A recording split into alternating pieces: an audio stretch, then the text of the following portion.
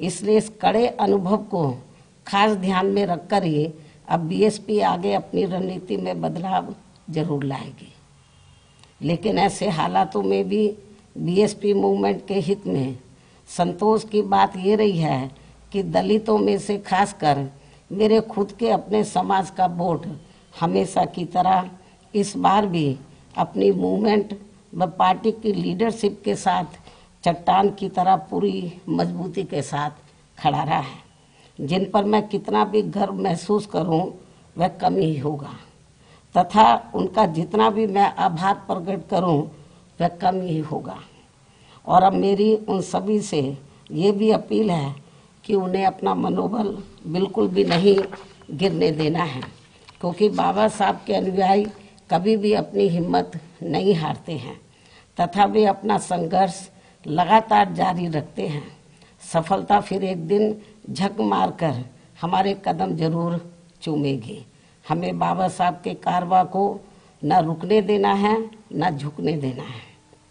साथ ही हमें ये भी मानकर चलना चाहिए कि अब बुरा वक्त खत्म होने वाला है, क्योंकि पूरा खून पसीना बहाने के बावजूद भी जो यूपी का इस बार परिणाम आया है तो उससे बुरा और क्या हो सकता है। अर्थात पार्टी के लोगों को निराश व हताश कतई नहीं होना है और अपने स्वाभिमान व मूवमेंट की सफलता के लिए पहले की तरह ही पूरे जी जान से पार्टी के कार्य में लगे रहना है। साथ ही इस बार यूपी में पार्टी की अपेक्षा के मुताबिक नतीजे नहीं आने को लेकर फिर से मैं उन्हें ये कहना चाहती हूँ, इस बार चुनाव में मुसलमानों का वोट एक तरफा सपा की ओर जाते देखकर दलित वर्ग में से मेरे खुद के समाज को छोड़कर बाकी सभी हिंदू समाज ने सपा के रहे गुंडा, माफिया, आतंकी व भ्रष्ट राज को याद करके तथा ये सोचकर कि कई हिंदुओं का वोट बंटने से सपा सत्ता में वापस ना आ जाए, इसके डर से इन्होंने बीजेपी की नीतियों व कार्यशैली से दुखी व परेशान होते हुए भी अपना एक तरफा वोट बीजेपी को अंदर अंदर ट्रांसफर कर दिया, जिसने फिर बीएसपी को सन 1977 में कांग्रेस पार्टी की हुई स्थिति की तरह यहाँ इस चुनाव में लाकर खड़ा कर दिया है। हालांकि इसके बाद फिर अगले हुए चुनाव में कांग्रेस पार्टी पूर्व की तरह यूपी सहित देश के अन्य राज्यों में भी पुनः सत्ता में वापस आ गई थी। कहने का तात्पर्य ये है कि राजनीति में कभी कभी वर्तमान की तरह ऐसे उतार चढ़ाव भी आते हैं जिससे अपनी पार्टी के लोगों को भी दुखी होकर शांत बैठने की बजाय या इधर उधर भटकने की बजाय बल्कि ऐसी बदली हुई परिस्थितियों का भी मुकाबला करने के लिए अपनी वर्तमान रणनीति में परिवर्तन करके आगे बढ़ना होगा। और इसके लिए बाबा साहब के राजनीतिक जीवन संघर्ष व उनकी सोच को भी ध्यान में रखकर अपनी पार्टी के जनाधार को फिर से कैडर के जरिए आगे बढ़ाना है।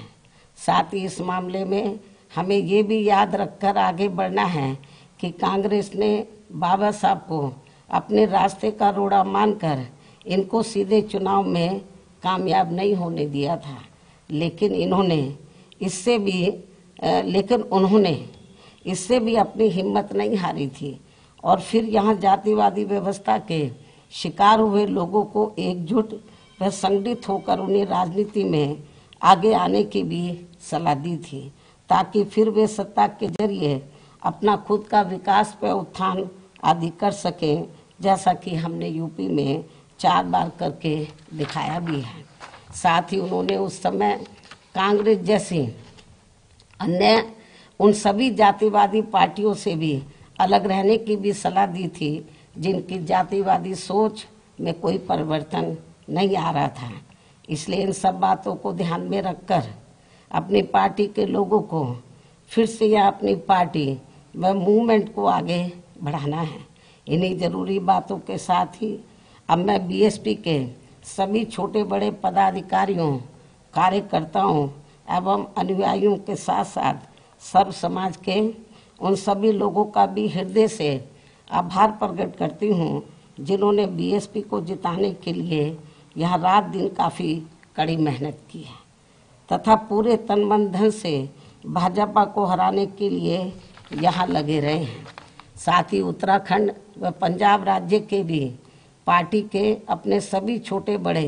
पदाधिकारियों, कार्यकर्ताओं एवं अनुयायियों का भी मैं पूरे तय दिल से आभार प्रकट करती हूँ जिन्होंने वहाँ पार्टी को कामयाब बनाने के लिए अपनी पूरी कोशिश की है। हालांकि इन राज्यों में भी हमें उम्मीद के मुताबिक सही सफलता नहीं मिली है, जिसका पार्टी को काफ़ी दुख व चिंता भी है। वहाँ भी हम लोग